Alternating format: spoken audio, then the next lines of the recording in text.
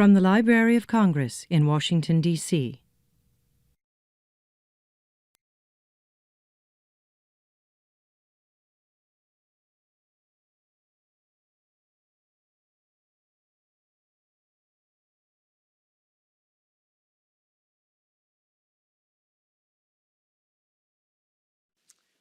Welcome.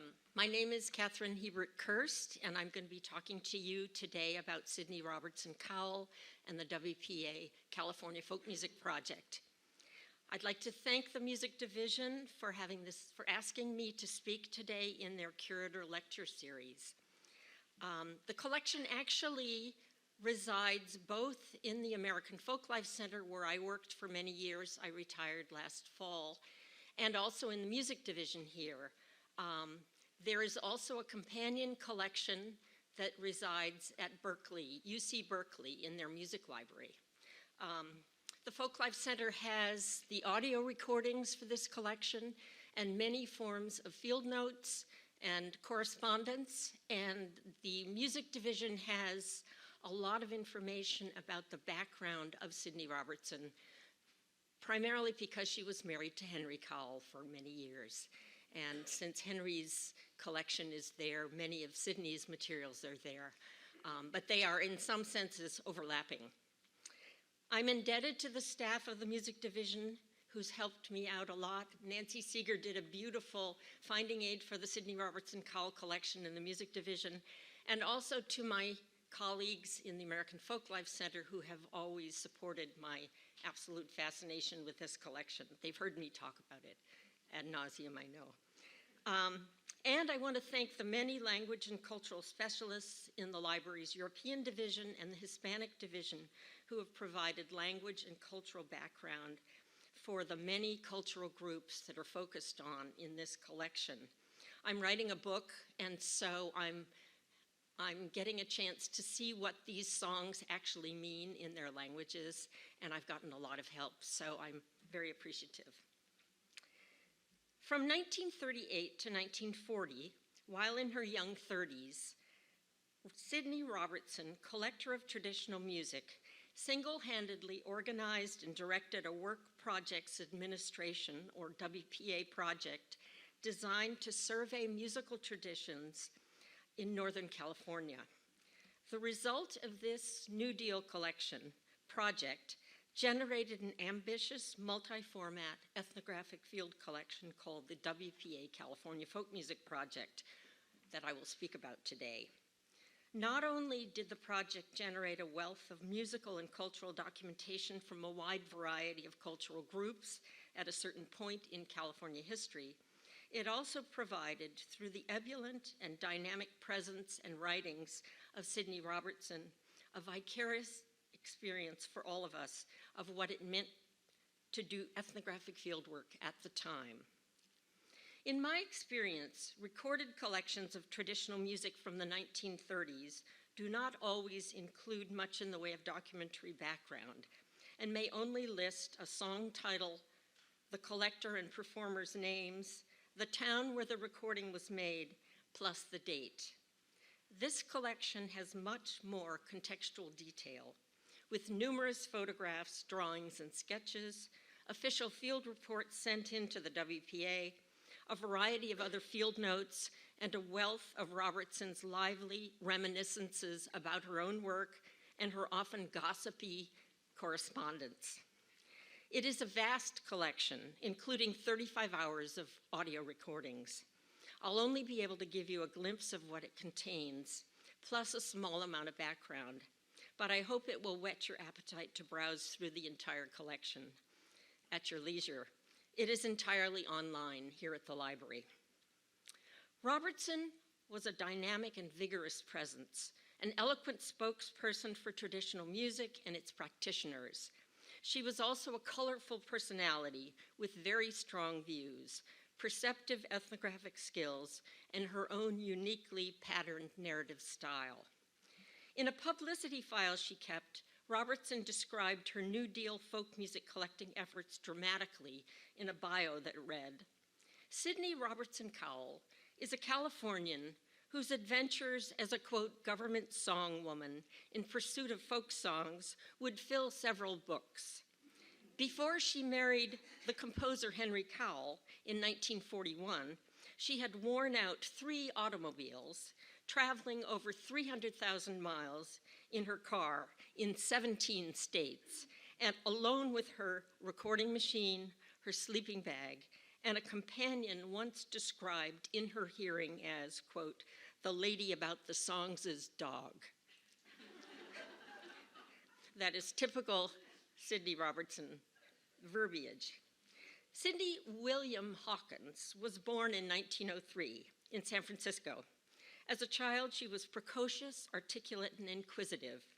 Her upbringing reflected an independent and rather unstructured but open-minded educational philosophy, progressive in character, but definitely high cultural in texture. She was given piano, violin, dancing, and elocution lessons from an early age. She had French tutors, riding and polo lessons, children's cooking classes, and much more. When asked about her interest in folk music collecting later in her life, she wrote, "The first ingredient was an itching heel, which she attributed to having accompanied her father as a child on long business trips throughout the West. He would leave her for long periods of time where she was free to go exploring. As she explained, he naturally felt a certain danger in the extreme gregariousness that I had inherited from him, and so the stock warning for girls of that era became a daily ritual. Try not to lose your purse, Sidney, and never talk to strangers. The trouble was, I never met a stranger." From the ages of 10 to 14, she accompanied her piano teacher each summer on Cook's tours of Europe. Robertson seems to have been present at many memorable early 20th century high cultural events, and to have run into or met royalty, famous artists, authors, and musicians in serendipitous ways. In her reminiscences, she writes of attending the premiere of Stravinsky's Sacre de Printemps in Paris. She was in Rome at the outbreak of World War I, and in Paris when German troops moved into Belgium, and on and on and on. Robertson studied Romance languages at Stanford in the early 1920s, married a philosophy student, Kenneth Robertson, traveled with him to Europe, where in Paris she studied piano with Alfred Cortot. Kenneth studied with Jung, though Jung appears to have been more enamored of her mind and perceptiveness than with her husband's. When they returned to California in 1926, Robertson took a job teaching music at the progressive Peninsula School for Creative Education in Menlo Park, and sat in on classes about world music at the San Francisco Conservatory of Music. She divorced her husband in 1934 and increasingly felt she was leading too self-indulgent a life in California. Franklin Roosevelt had become president in 1933, soon thereafter initiating a raft of social and arts programs intended to help the U.S. recover from the Great Depression. It was in the spirit of the times that Robertson moved east in 1935, where she found a job directing the social music program at the Henry Street Settlement on the Lower East Side in New York, and began to work with recent Jewish refugees. Here is Sidney in 1929, when she was 26 years old. I will refer to her as Sidney Robertson throughout this talk because that was the name she used during this period of her life. She called herself Sidney Robertson Cowell later, after she married Henry Cowell. It was in 1936, while visiting friends here in Washington, that Robertson visited the Archive of American Folk Song, as the American Folklife Center's archive was called at the time, where it was then part of the music division here at the library. Because of her many questions about folk music collecting, she was encouraged to visit the office of ethnomusicologist Charles Seeger, the father of Pete Seeger, who was then in charge of the folk music office at the Resettlement Administration. They hit it off, and as she explained, of course, I got hooked on the work and the wonderful, hopeful, and dedicated New Deal, so that I didn't resist too much when Charlie urged me to stay on. It wasn't long before Robertson had learned how to work an instantaneous recording machine and began to travel on her own, collecting a huge body of traditional music and song throughout the South and into the Midwest for the Resettlement Administration, in her car with her recording machine and her dog. These recordings are also here at the library. This she pursued until Seeger's office at Resettlement was dissolved early in 1937, followed briefly by a few months of folk music collecting support in the Midwest through the Farm Security Administration. When all of these sources of funds dried up, Robertson began to lobby for funding sources that would allow her to continue collecting on her own. She traveled to her native California, where she stayed at her father's fig farm near Fresno, to seek support for a state-based project that she hoped would become a prototype for the collection of folk music across the country. After doggedly pursuing a variety of funding possibilities unsuccessfully, like the Rockefeller Foundation, she succeeded in 1938 in convincing the Northern California WPA office in San Francisco that her project was one that might be appropriate for their consideration. By this time, she had secured sponsorship for the project both from the music department at the University of California in Berkeley and from the Library of Congress's music division here. UC Berkeley arranged for space and equipment on campus, and the library supplied Robertson with 237 blank 12-inch acetate discs for recording. The trick within the WPA was to devise a project that could keep 20 people occupied, both to provide socially useful work for those on the relief rolls and to justify the hiring of a supervisor. After working for Seeger, Robertson was eager to be a supervisor herself and not be beholden to anyone else in her work. She was also determined to collect both English and foreign language recordings, something that American folk music collectors were just beginning to do. Robertson was not an academic, and of course she was a woman, but with her forthright and energetic personality, she found a niche for herself in the fluid social chaos of the Roosevelt era, where in other decades she might have had more difficulty. It was an era reminiscent of our own in a number of ways. Robertson devised and carried out the California Folk Music Project as fascist tendencies were gaining momentum abroad and populist sentiment and the distrust of immigrants was growing at home. In addition, by 1938, the New Deal arts programs, the federally funded arts programs, were facing increasing suspicion across the country as being frivolous and a waste of money. She was well aware of the xenophobic tendencies of the age and prepared for pushback. In Robertson's instructions to workers that she wrote for the workers on her project, she instructed them to, quote, remember that the Anglo-Saxon music, which we are inclined to think of as the only American kind, is a relatively recent importation on this continent, exactly as the Hungarian, Finnish, and Armenian folk musics are. The Portuguese and Spanish have been in California 3 times as long as the, quote, Americans. She also asked that her staff not refer to the musicians and singers as foreign, but rather called them minority performers to avoid widespread negative reactions to the foreign-born. In a letter at the time to her former boss, Charlie Seeger, Robertson implored him, when talking to people in Washington, to please not use the term, quote, American traditional music, in reference to her work in California, because, as she wrote, I am trying to keep the project description broad enough to include foreigners, to include Icelanders, Hungarians, Basques, etc. Everywhere, people are not crazy about, quote, foreigners, though, so I am also leaving out the word American everywhere and hope not to get caught at it. She called her recordings English language recordings and minority recordings as a result.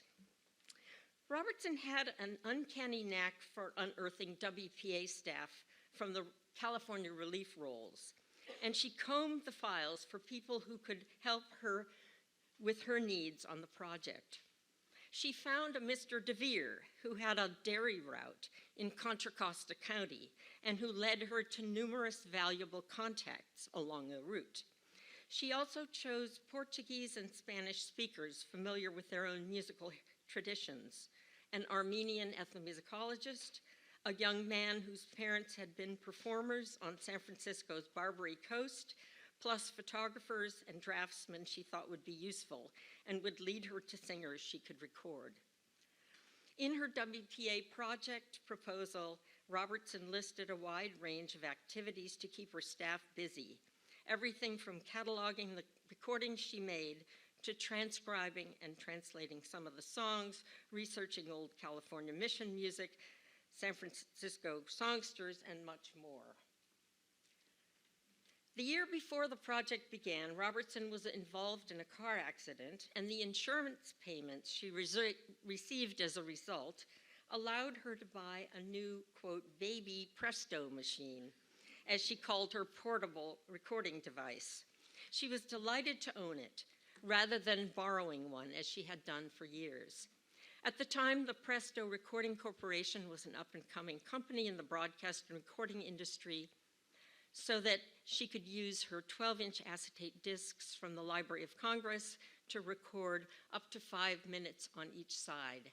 She liked the portability and how small it was, and loved having her own.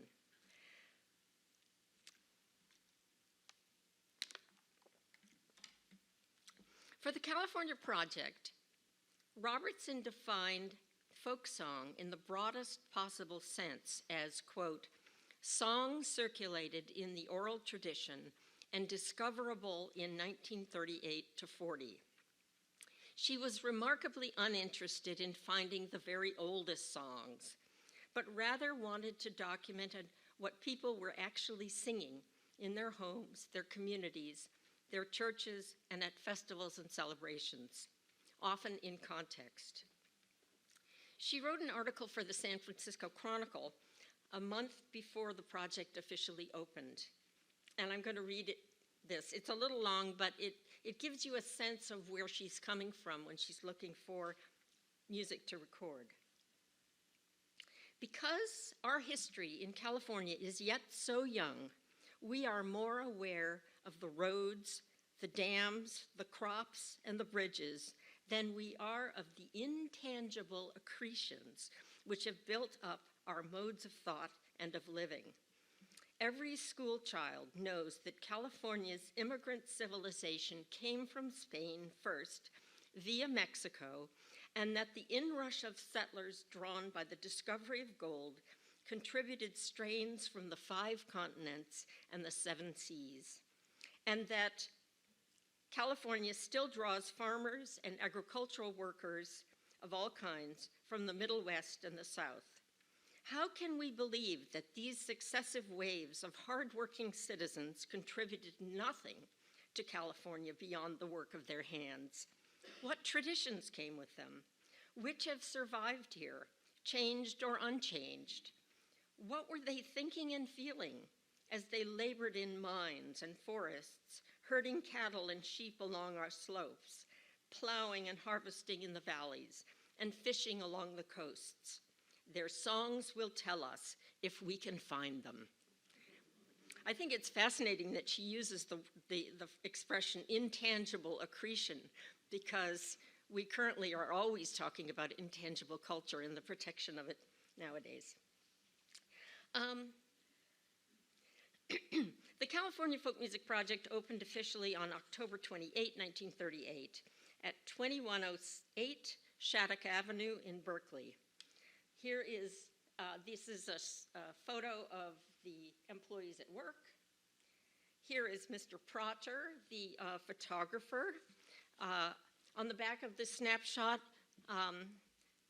Robertson wrote, "Mr. Prater, our wonderful Welsh photographer, did all our developing, printing, and enlarging for performers, and the microfilming of California songsters from various libraries." There are 168 photographs of the musicians and their instruments in the collection. She also found draftsmen from the relief rolls, and the collection has numerous sketches, mostly of the foreign musical instruments, sketches on brown paper, and blueprint drawings of the musical instruments. And here is Robertson herself making copies. Robertson sought out the performers and recorded all of the music herself. She usually spent 5 days a week at the Shattuck Avenue office, sometimes going out to record with a number of them, the staff, but also made recording forays after 5 and on the weekends. There was no phone in the office. Over the years, she reminisced, and she loved to reminisce in quite flamboyant ways to set the record straight. She was reminiscing about how she did her collecting work. She wrote, "I never asked the singers to sing for me or for the government except as a preservation project, and I was never demanding of them if they didn't want to sing, or we skipped it for the present, and almost without exception, they revived the subject later themselves.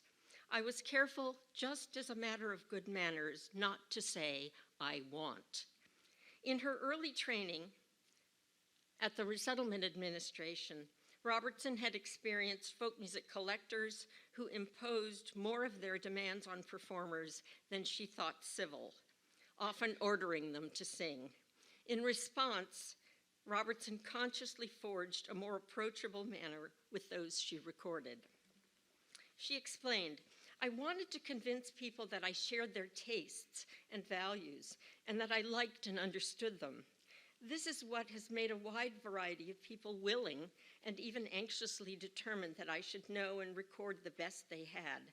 It had carried often past the language barrier to simple people who knew only that I found their music beautiful and important and that I wanted it preserved as it truly was for future generations to hear."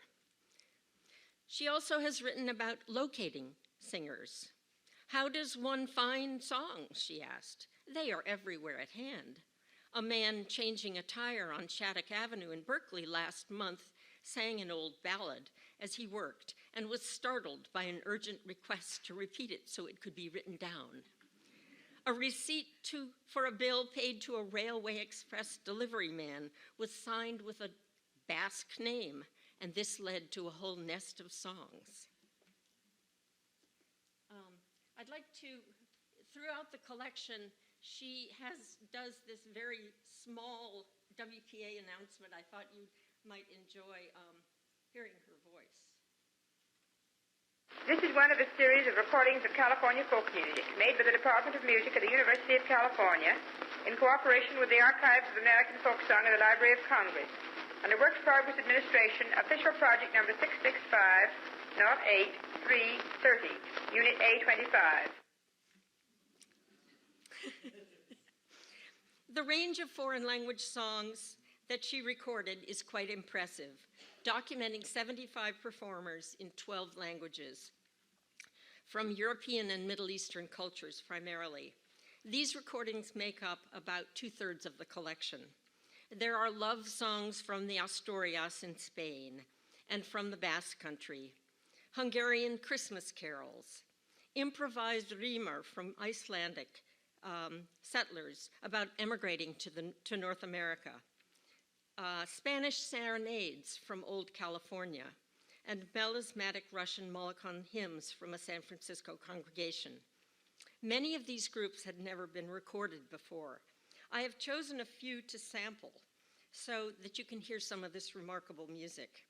I will focus on the foreign language materials in this presentation. Alice Lemos Avila was a Portuguese Azorian who had a Portuguese radio program in Oakland at the time, and she was one of the people that Robertson chose from the relief rolls. She also did a lot of transcriptions and translations of Portuguese songs, and arranged for groups of Portuguese Azorians to be recorded for Robertson, often in their homes. You see her in the front left with 3 other Portuguese singers. She had a Portuguese guitar, and this is one of the scale drawings drawn by one of the draftsmen. There are quite a few of these wonderful drawings of instruments throughout the collection. And I'd like to play a song. She's accompanying herself on the Portuguese guitar. And let's see. It's O Laurentina. This is a playful Portuguese song from the Azores, bemoaning the plight of those who have no lovers, whose faces look like raw parsley, green lemons, or strained milk, those who are never visited after dark by suitors. It's actually quite upbeat considering what.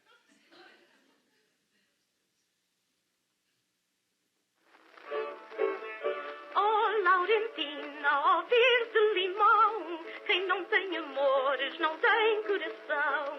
Ó Laurentina, ramo de salsa crua, quem não tem amores não sai de noite à rua. Ó Laurentina, cara de leite coado, quem não tem amores não tem namorado. Ó Laurentina.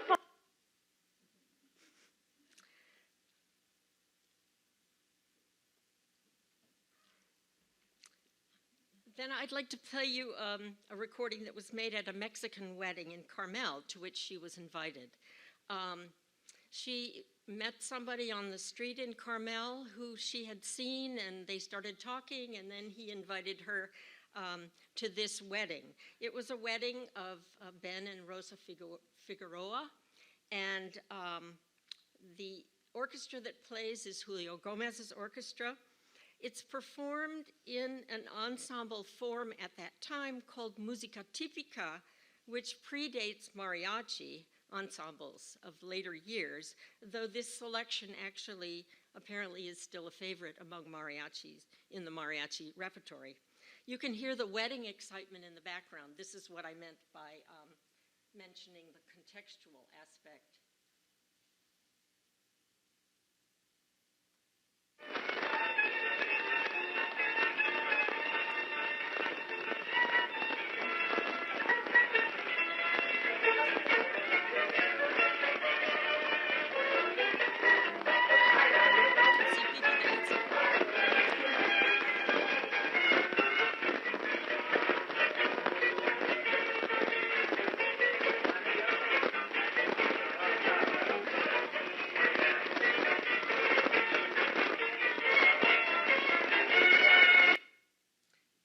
Actually, Robertson was embarrassed at the wedding because the white boss of Ben Figueroa was present and got horribly drunk and acted horribly.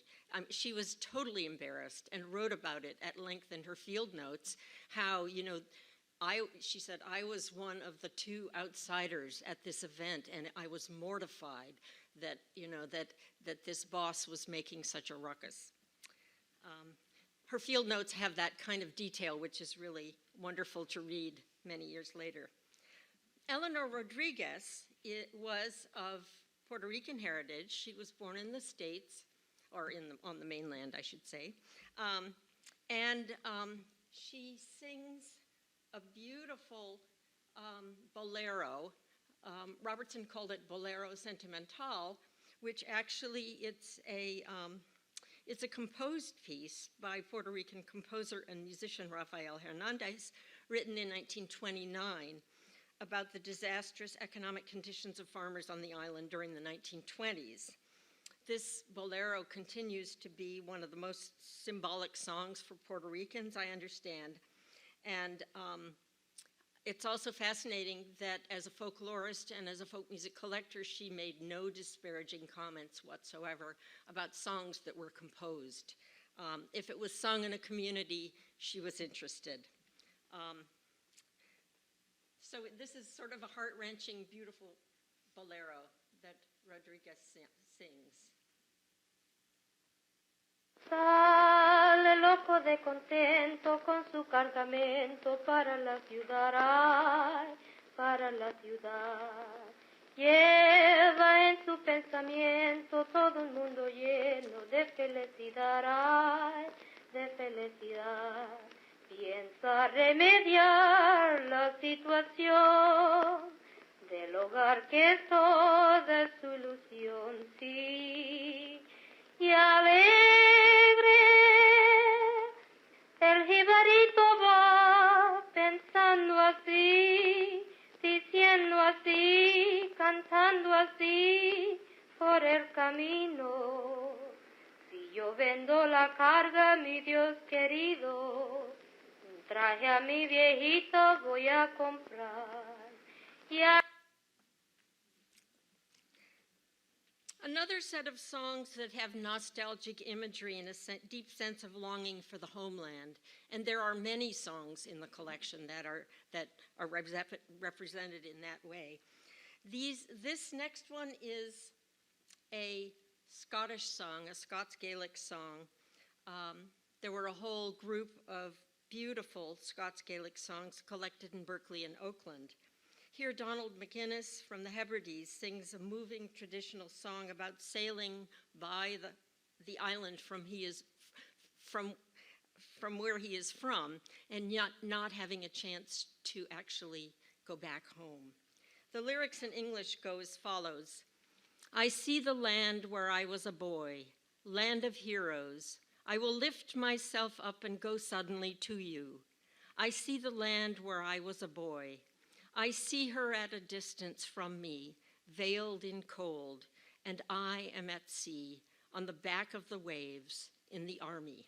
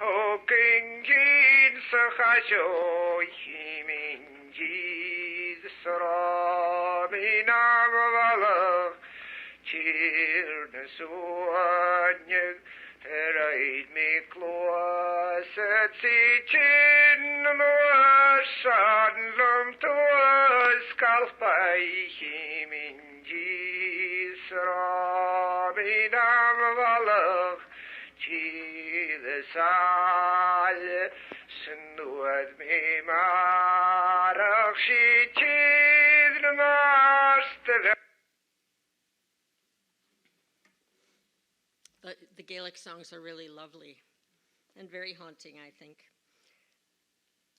Robertson also collected many wonderful recordings from the Armenian community in Fresno, many of whom settled in California after the Armenian genocide of 1915. She recorded music in Armenian cafes and at their picnics. Bedros Haroutunian was a member of Aslanian's Armenian orchestra that performed at many community events and that she recorded. Jack Aslanian told Robertson that the group could play in 5 languages, namely Armenian, Turkish, Greek, Arabic, and American jazz. Here is Bedros Haroutunian with his qanun. It's an instrument similar to a zither with 30 strings. The photographer on the project took a photo of the tuning mechanism. It is plucked and played held flat on the knees. So here is Song of Freedom performed, and it opens with a qanun solo, so the zither-like instrument.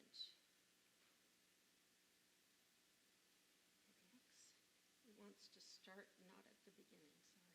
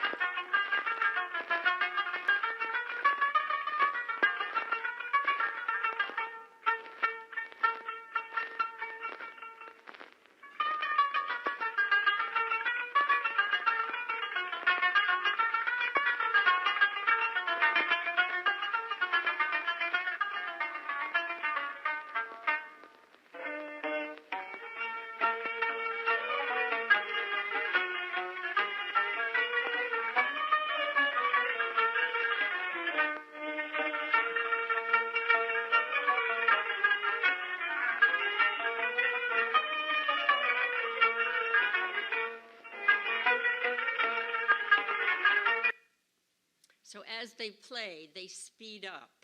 And this recording was made on a Sunday afternoon at Mr. Haroutunian's home, where the group often played on weekends.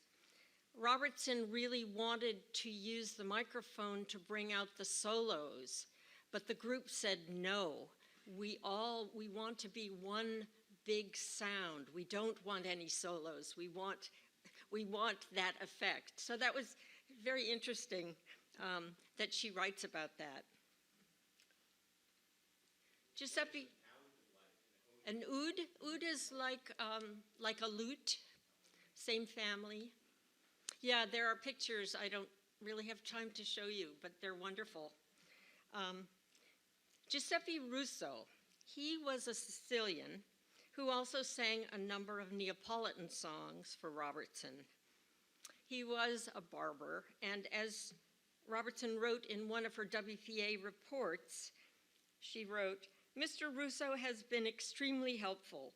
He has invited me back over and over again and says I can come any day but Saturday because that's a busy day for a barber. He puts up the machine in his house and dashes back and forth when the bell rings, leaving me to wait until he tends to a customer."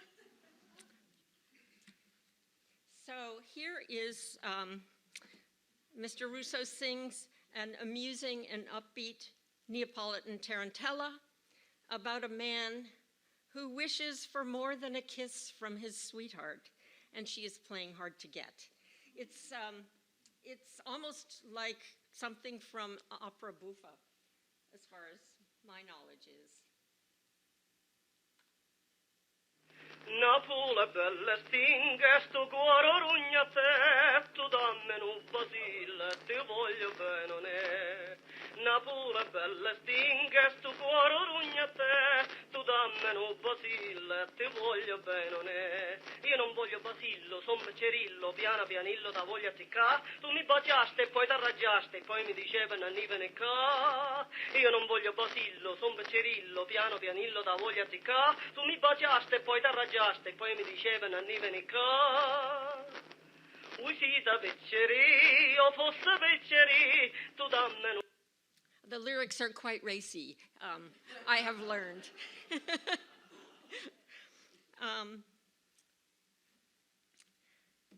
Mr. Koljonen was a Finnish-American man who Robertson met in Shasta County up in the mountains. Boomtown was the name of the town that rose up in 1937 and 38 when the Shasta Dam was being built, and migrants from all over the country rushed there to get a piece of work. And he came from Minnesota. He and his wife ran Koljonen's Cafe, and there are recordings from inside the cafe. He sings some Finnish songs, but I thought I would give you a taste of a dialect song from Minnesota. So, let's see.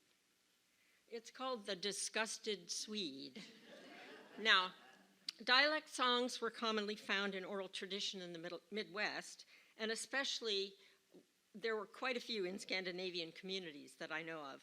They were comic songs about the misadventures of immigrants, usually sung in broken English, and usually about another ethnic group. So here you have a Finn singing about a Swede. And at the beginning, I think you hear, often at the beginning of a recording, you can hear Robertson saying, "And please tell them the name of the song," or "Where did you learn this?" or "Step up to the mic," or whatever. And I always love that bit of context as well. All right. Okay. Shall I say the name? Yes, say the name of your name. This is Song of a Disgusted Swede. I've been working in North Dakota. I've been here just one whole year. I go back to Minnesota, yes, to see that big state fair. I go back to Minnesota, yes, to see that big state fair. Hey, buy me a drink and I buy me a bottle, dress me up all slick and fine. Holy yump and yiminy a Christmas, I used feel like I want to fight. Holy yump and yiminy a Christmas, I just feel like I want to fight. As I have mentioned, 1/3 of the recordings in the collection are in English. Among the English language songs one finds, for example, tunes from the California Gold Rush era. Robertson sought out and actually found sons of the 49ers who were able to sing old songs for her. But she also recorded Barbary Coast, ragtime, and popular songs from San Francisco, Cornish sailors, chanties, and many other popular songs from the turn of the century. One character she recorded was John Stone. He was a fiddler, harmonica player, and he had performed in the medicine show routines earlier in the century and in the previous century. I want to play, you see him with his, she had a hard time finding him because he was up in his cabin some way up in the mountain, and he would give cryptic reports on where he was going to be the next day, and she finally found him. But she recorded this selection called Dr. Ridge's Food, in addition to all kinds of other things that John Stone performed. This is an advertisement for baby food that John Stone performed on the medicine show circuit in years past. It punctuates sort of the comic narrative with song that you find sometimes typically in cant fable form, and so I think you might enjoy this. I always have enjoyed this one. And sing, I say. Now, don't hold it too close, but hold it out about like this. Well, you can sit down if you want. No, I just wouldn't stand up. Well, this song, My Beautiful Baby, that's an old one. Tell about where you learned that. I mean, what that was. You're telling me yesterday about that being used in the next. Yeah. Well, it's an old song that was used by Dr. Ridges to advertise his prepared food for the babies. Oh, when I was a single man, I had a single trouble. That was to find a single girl, my happiness to double. At last I found a charming maid, I thought her sweet as honey. But now we married, I'm afraid she wasn't worth the money. No, because she makes me get up in the middle of the night to nurse the baby, who joined me in a vocal duet. He squalls and I sing. Dee-dum, wake him up, put a little chap away to titty at a pit till Papa gets his pipe. You shall have your Ridge's food and bottle by and by. A Ridgy, Pidgey, Ducky, darling, baby, don't you cry. Oh, when this baby boy was born, he seemed a little sickly. My sweet wife did not notice it, though I perceived it quickly. I thought we'd lose our little chap if she'd not do her duty. But thanks to Dr. Ridge's food, he's grown to be a beauty. And I've actually seen advertisements in old newspapers for Dr. Ridge's Food, but it's a wonderful document to have. Robertson was surprised that in the gold mining territory that she roamed in the mountains, there were few purely traditional songs and ballads. Rather, her understanding was that the theatrical and musical stage entertainment that sprang up and was offered for the gold rush settlers from the middle of the 19th century on really took over, and people, when asked to sing or play an old song, it often ended up being a tune from the medicine show circuit, or from old California songsters. Ward Ford and his brothers were from Wisconsin. They came to Shasta County to work on the Shasta Dam from northern Wisconsin. Robertson knew the Ford brothers and their extended family in Crandon, Wisconsin, where she had recorded them for the Resettlement Administration in 1937. Everyone in the multi-generational Ford family had wonderful voices and a wide repertoire of songs about logging tragedies, Civil War ballads, love songs, bawdy and humorous songs. And I'd like to play you one humorous song called Barney McShane that Ward Ford sings here.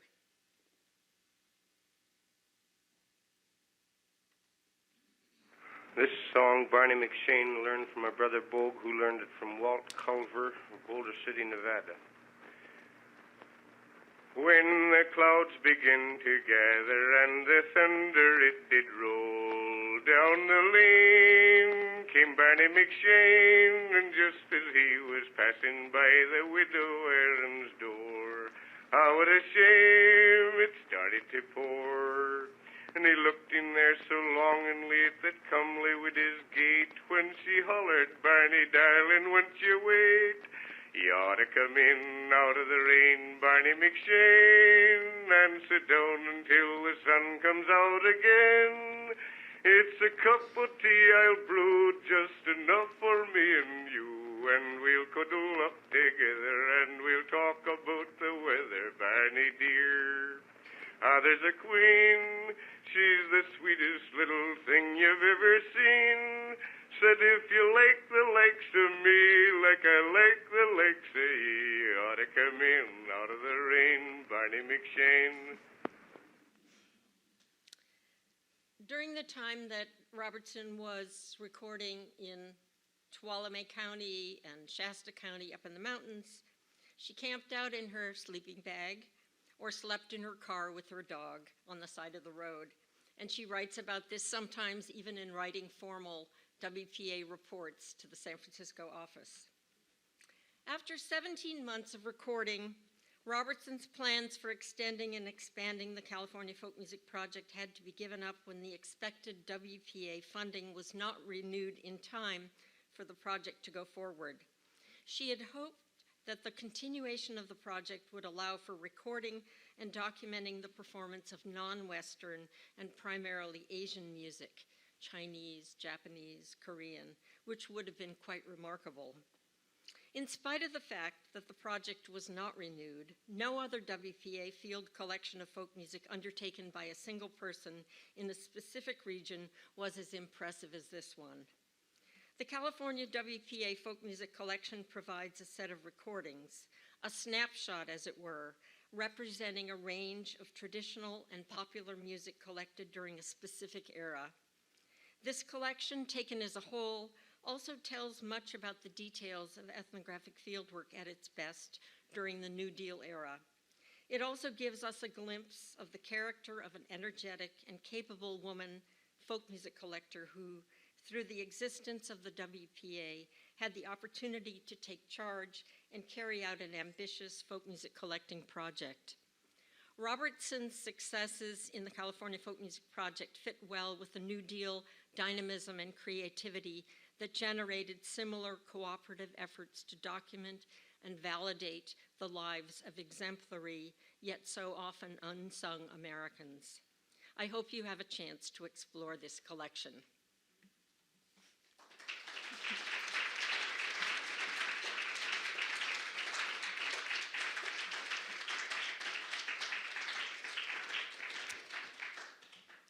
If anyone has any questions, I'd be delighted to see if I can answer them. Yes. Oh, wait, they're bringing a mic. So if you just hold on a sec. This, by the way, this image here is from the online collection, which soon will be migrated to a new format. I'm not sure if this image will stay. But if you wanted to find this collection, you can just Google California Gold Folklife. That's what I do, instead of remembering the whole.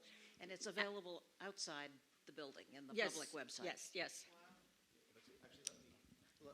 I'll just explain that one thing that's a little odd about this collection in its online home right this minute is that it hasn't been integrated into the Library of Congress main search feature. So if you go on the front page of the Library of Congress and you search for an individual item on this collection, you won't find it.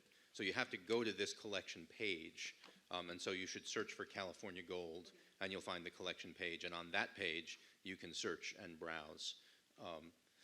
But I actually had a question or comment as well, if that's okay. That's great.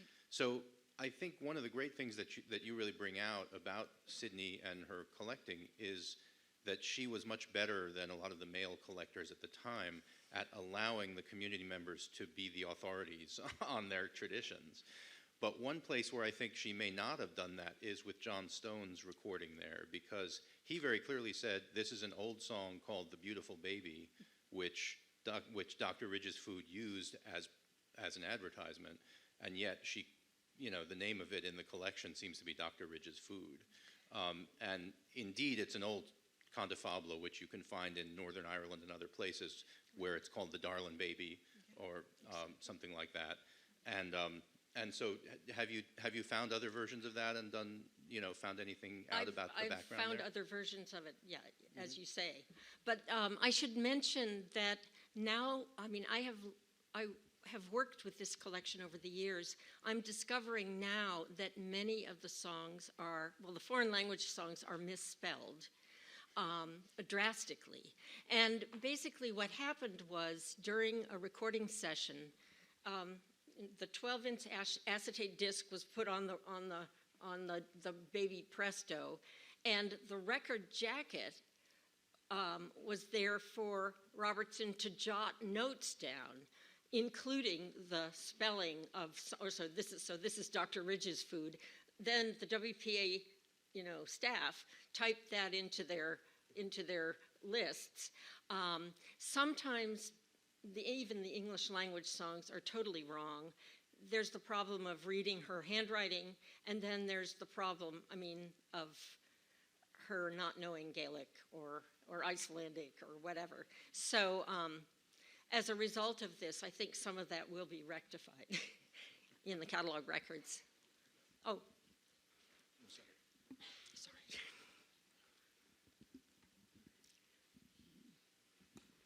Fascinating lecture, Kathy. Thank you. I noticed the life dates of Sidney. She lived into the 90s. Yes. What was the rest of her life like, in a nutshell, after these recordings? She didn't record as much as I would have loved her to record. She married a famous composer. She often was Mrs. Henry Cowell. And she did some amazing recordings in the Aran Islands in the 1950s. She did a smattering of collecting otherwise. But she was a very complicated woman. And Henry Cowell died in 1965, but she spent a lot of time sort of being the composer's widow, and his life was also very complicated. During this project, he was in San Quentin on a morals charge, and she would visit him, but that's a totally different story. And then she married him in 1941, so it's very complicated. But some of her, who she was through her life, had to do, I think, with some of those events. And yet she wrote voluminously and also spoke for hours and hours into a tape recorder, reminiscing about Henry Cowell and Langston Hughes and just all kinds of things, and about his music and so on. All of that is transcribed, and it's in the music divisions. It's really quite remarkable. So it's not an easy answer. And for me personally, it's sort of hard to read that she became Mrs. Henry Cowell after being so gutsy and so self-sufficient in so many ways. It's a very complicated issue. I'm sorry if I'm the only person in the room that doesn't know this, but you're talking about tracking people down in their cabins. What did the Presto run on? It was plugged into the wall. I mean, on an electrical source. So the cabins, wherever she recorded it, had She to have needed a electricity. source of electricity for that, yeah. I think there was a question up here.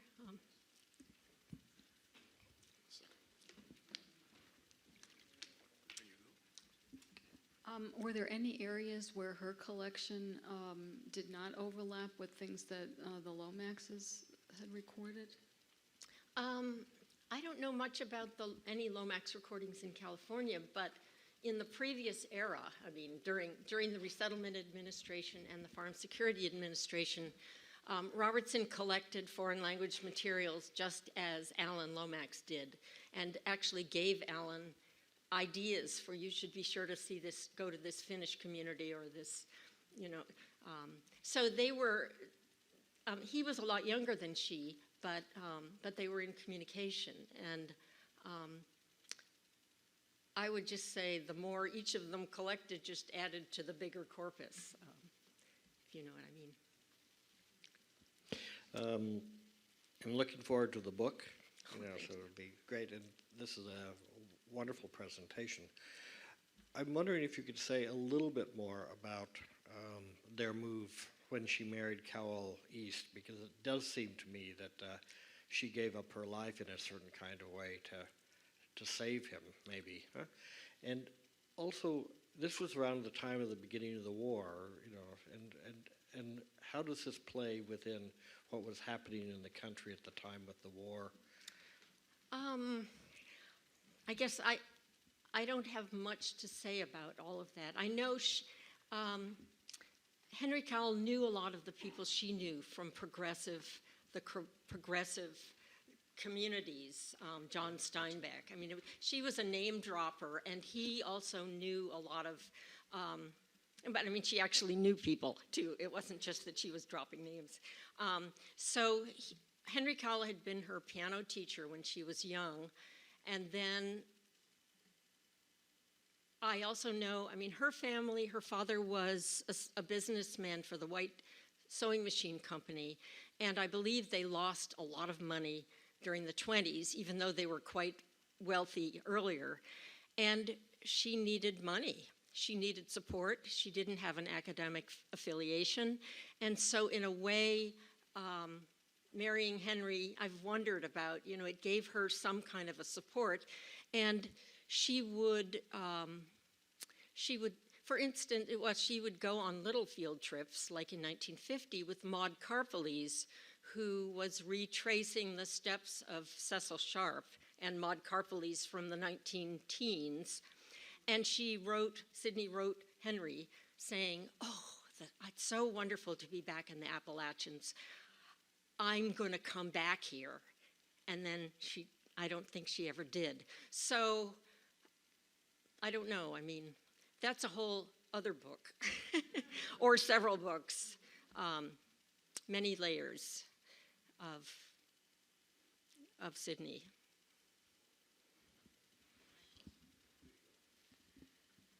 I have a couple questions. I don't know what your time is here, but this is a fellow playing a bagpipe, and I would like to know his nationality, and if you know, I mean, did she record and music back from Mr. Botica, he's Croatian. I don't remember exactly where he was from, but she recorded a wide variety of instruments that were unfamiliar to a lot of people in California. Then the three middle women are the three Puerto Rican women who were friends and who were all recorded at Aurora Calderon's home. I've actually located Aurora Calderon's daughter, who's still in Oakland. So I love having those connections, because from that era, we're getting, we're moving away from people who might be able to be located. Yes. I have one more question. The Lomax recordings, did she, it sounds like, I wouldn't say collaborated, but she fed ideas to him. Did she actually ever go to Appalachia and record with Lomax? And that's kind of what I want. Was there any cross stuff going on between them, as far as collaborating, recording or. Not with Alan Lomax. Okay. Sidney went on a recording, on a little field trip with Frank C. Brown and John Lomax, Alan Lomax's father, in 1936. And that was where she was sort of testing out how well she could work the recording machine for resettlement administration. But otherwise, I don't believe that Robertson ever recorded with Alan Lomax, though they were very aware of each other. And I mean, he would have a radio program in New York and say, "Oh, do you have any 49er songs that I can play on the?" So there were, they were colleagues, and their relationship was a little thorny sometimes, but I think they both respected each other in a certain way. Yes. Seems like mostly European extraction. Did she do any Asian recordings? No. None. There are a few scale drawings, blueprints of some Chinese instruments because she had planned that they would be done in the second phase.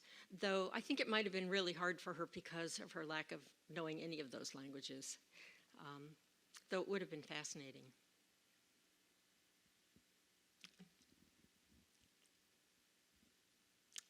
Well, thank you. Thank you so much. This has been a presentation of the Library of Congress. Visit us at loc.gov.